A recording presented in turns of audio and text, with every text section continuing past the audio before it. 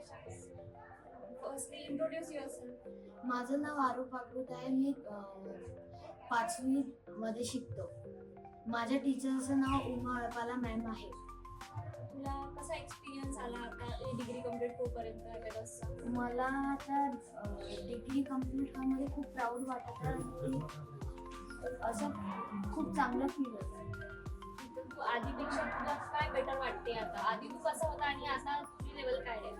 पहिले तर मला कॅल्क्युलेशन खूप हार्ड जायचे. आता मला अभ्यासामुळे मी माइंडमध्ये कॅल्क्युलेशन करू शकतो आणि कॅल्क्युलेशन खूप इझी झाली. म्हणजे मॅथ्स तुला इझिली सॉल्व्ह करता येते आता. हो. कोणी इन्स्पायर केले तुला?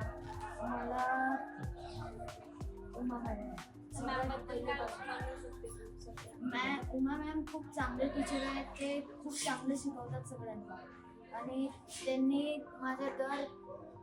मला जेव्हा पण असं वाटलं की माझ्याच्याने नाही होत, त्यांनी मला बूस्ट देत राहतं. म्हणजे मला मनात राहिले की होते पहिले हार्ड जाते.